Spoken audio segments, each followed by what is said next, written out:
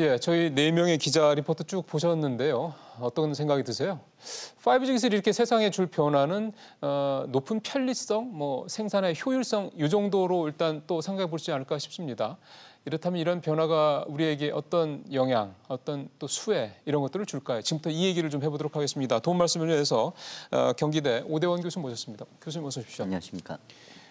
스마트 팩토리가 되면은 현재 일반적인 팩토리 공장하고 어떤 차이가 있는 겁니까? 스마트 팩토리라고 하는 건 자동화 공장으로 얘기할 수 있지만 지금까지 알던 처음보다 훨씬 자동화되고 생산의 효율성이 높아지고 안전해진 그런 이상적인 형태의 무인 공장화되는 걸 말할 수 있습니다. 아, 그럼 요즘에 우리 그 젊은 근로자들 이렇게 다치거나 이렇게 죽고 하는 이런 일들이 스마트 공장 시스템에서는 사실상 거의 이루어지지 않겠군요. 예, 우리가 의외에 이런 비용 지출이나 이런 게 되는 거를 확 줄일 수 있는 그런 시스템 말하는 거죠. 그러니까 생산성도 굉장히 올라가고 그다음에 비용도 굉장히 줄고.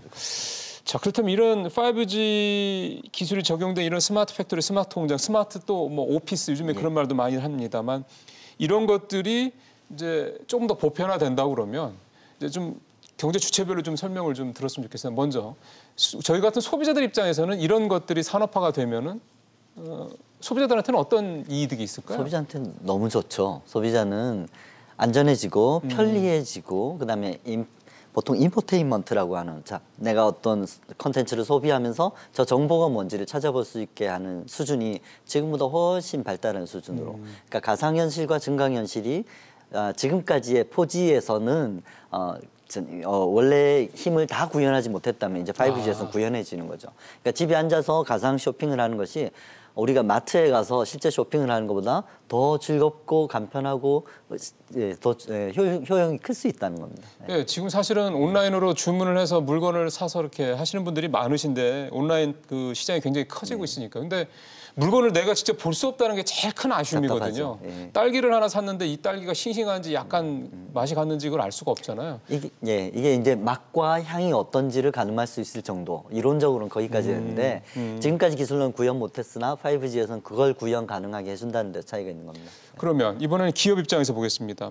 스마트 팩토리를 만드는 데는 일단은 비용이 상당히 좀 들어가고 시간도 걸리긴 하겠지만 교수님 말씀대로라면 생산성, 효율성 측면에서 봤을 때는 기업들이라면 누구든지 빨리 이쪽으로 가고 싶어 할 것 같습니다. 사실은 이 기술의 폭발력은 B2C, 그러니까 소비자에게 주는 편익보다는 B2B, 기업에 주는 편익이 훨씬 더 큽니다. 네. 다만 이것이 이런 지금 하고 있는 행사 같은 데서는 소비자들이 가서 어떤 걸 보여줄까 이런 자극적인 걸 보여주는 게 먼저 중요하지만 실제 공장 자동화, 공장에서 이 위험을 최소화할 수 있어 안전하게 하고 생산의 효율성을 높이는 것은 모든 기업의 꿈이죠. 그래서 이게 진짜로 가능해지는 기술이고 안정성이 높은 기술이다, 정착이 된다라고 하면 말씀하신 대로 모든 기업이 다 하고 싶어 하는데 지금 단계 초보적인 기술에 이런 위험한 투자를 하고 싶지 않아서 안 하는 것이죠.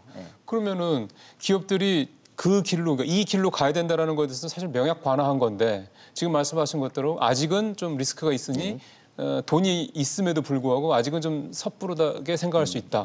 그러면은 이런 생각들, 그런 기업들이 생각하는 약간의 우려점들 이런 부분들을 결국 해줄 수 있는 게 정부가 나서서 정책적으로 이렇게 좀 그런 어떤 변수들을 줄여주는 거 아니겠습니까? 문재인 정부도 혁신 성장의 중요한 정책 추진 과제 중에 하나가 스마트 팩토리니까요.